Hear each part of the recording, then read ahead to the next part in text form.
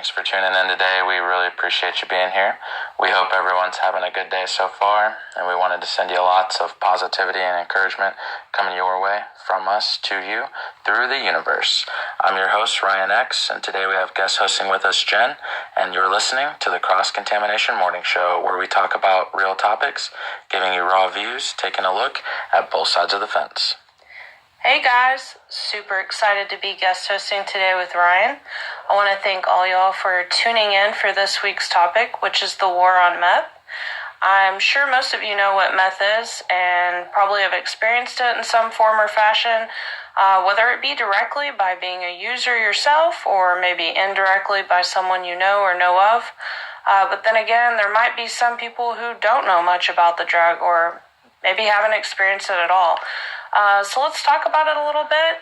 And so what is exactly meth and how does it come about? Well, meth, from what I've done and the research I've done and what I found out is something that stands out to me right away is that meth it's not a new drug at all.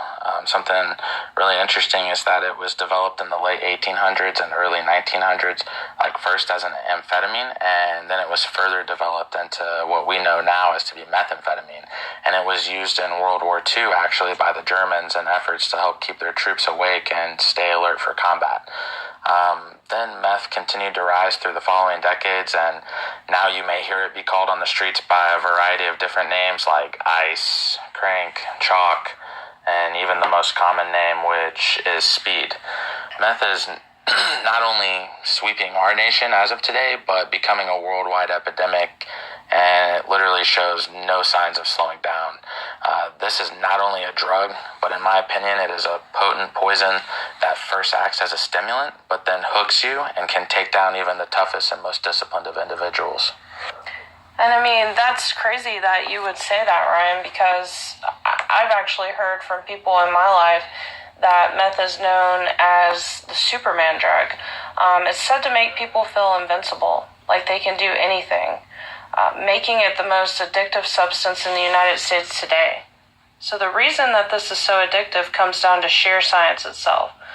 When someone uses meth, it releases an extreme amount of dopamine from the brain. It is estimated that it can release up to 3 times the amount of dopamine that cocaine does, which is insane. Dopamine is simply the brain's pleasure hormone, so the brain releases the dopamine as a pleasure reward system, and then it's actually released in different situations for pleasure, drugs, sex, and food being the most common. Yeah, so I mean, just imagine, like, from what I've heard is that a lot of users will go on like a crazy meth and sex binge, for instance, coupled together, spiking the release of dopamine even more because it's being combined with another activity of pleasure, so to speak, which essentially gives them an even greater high, stacking the highs on top of each other. And I'm sure we've all heard, the higher the high, the lower the low, so... Yeah, so it's like it literally hijacks the brain and doesn't let go until you're crashing down and it seems too late. Yeah, I mean, so when doing my homework for this, I found that it was estimated in recent years to be 24.7 million abusers worldwide of methamphetamine.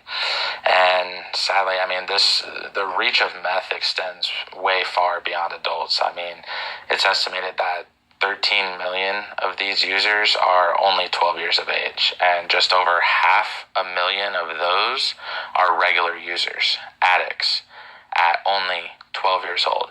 Now, this blows my mind. This is something that I want to draw a lot of attention to, and that draws a lot of questions for me. It's an astounding and shocking fact that literally needs to be addressed. I mean, how can this even be? I mean, why is this happening? How is this even happening to begin with? Well, what I think is it really all boils down to main reasons that people use drugs to begin with is a big one being a broken household. Maybe someone is in severe pain over someone or something with theirself that they're wanting to mask. Kids in general like to fit in or seem grown up. Maybe you want to escape or relax. Maybe it's boredom. back to kids, maybe you want to rebel.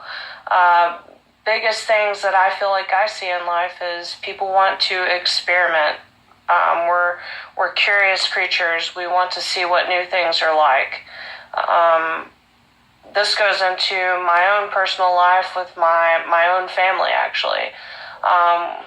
When my brother was very young, we started out with him doing, simple drugs, marijuana, things like that, which eventually led into other drugs, as our topic, meth, that we were unaware of.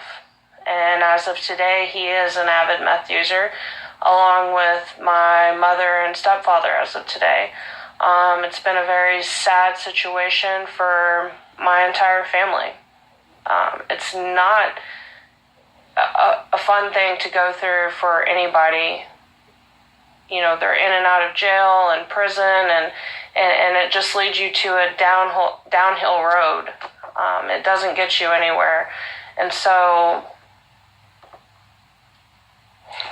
you can say essentially that the drug changed who they were, who they used to be before they started using. Definitely. I mean, my mom used to be a awesome, productive member of society. She was a manager of a convenience store. My stepfather drove 18-wheelers. My brother was an awesome, fun person to be around that could just make you smile and uplift you in any moment that you had, no matter what the situation was. And now they're just completely different people, and this is what that drug does to you. And probably, I hate to say this, but probably always essentially will be. I mean, even when they're sober, the drug alters the brain and what happens. So, they probably always will be different. Sadly, yes. And I appreciate your honesty and everything there. And, in the essence of honesty, I mean, I can totally relate to all of this. I told you guys on my demo video that I was going to be real and raw and honest with everyone. And so I myself am guilty in the past of using hard drugs for several of the reasons that we listed above. Curiosity, boredom, the peer pressure to fit in, just wanting to, see what it was all about. And so for me, it all started, when I was in high school. I was 16 years old. I was already smoking and drinking and partying with my friends and just trying to fit in and be cool. And we're at a party one weekend, and another group of kids had some cocaine, and everyone was doing it, and hey, you should try it type deal. And I fell into peer pressure and caved in, and I tried it, and then I didn't stop trying it, and I continued to use it throughout the night. And then the next weekend came about, and I used it again with my friends, and it just started as this thing on the weekends where, we just did it when we partied. And then next thing I knew, it happened without me even realizing it, is that it turned into something I needed every week. It turned into something I needed before I went to school, before I went to work, after school, after work.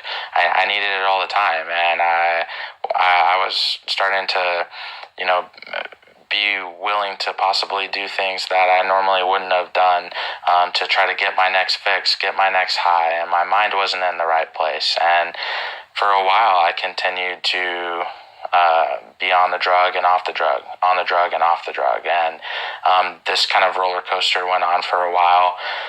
And, I graduated high school barely. This whole roller coaster caused me to be kicked out of high school. I had to go to AEP. I barely graduated, and I decided to go to junior college. And next thing you know, I'm still doing the drug. It's spring break. My current girlfriend at the time convinced her to do cocaine for the first time, and she has a heart condition, so we shouldn't have even been, messing around with that, and I shouldn't even have, peer pressured her, convinced her to even do that. Luckily she's fine to this day, but next thing you knew, we were lost in the drug the whole spring break. Not only has she did it for the first time, but then we're doing it every night for the whole spring break. And, essentially it just ended up getting out of hand and out of control. And yeah, now I'm clean, and I have been for a lot of years, and I no longer use hard drugs, but I can totally relate to these kind of stories, and I've been there. I've been in your shoes. I've done these sort of things, and I've experienced this. So I always try to give my story or my side of the fence, and that way maybe people can relate to me. So what exactly made you decide to stop using, or what are some things that helped you along the way, so that maybe some others can get some insight if they're struggling? I'd have to say that I suppose the certain incident that really made me decide to stop using, I didn't even stop using whenever I realized, whenever the incident happened. It was later down the road that I actually stopped using when dwelling on this incident or thinking about it. But it was the same spring break that I was referring to earlier. My sister, her boyfriend at the time, he had never tried anything like this, and I had joked around with him about it, and he said, "Oh, let's try it," and I essentially peer pressured him or influenced him, talked him into it, however you want to look at it. And he was in the military at the time, and we got some cocaine and we used, and it was all fun times in the moment where we joked with each other and we all made fun of him for how he acted, on his first time. And it was just all this funny thing and great time. And he had joked around that hopefully he doesn't get drug tested on Monday by the military. And we all laughed, and the night came and went, and the weekend came and went. And the next thing you know, Monday he gets drug tested by the military. He fails and he gets kicked out. And the ripple effect started happening. And next thing you know, he's down in Austin, no job, nowhere to go, no car. He's riding a bicycle on the service road, and he gets hit by a vehicle and he passed away.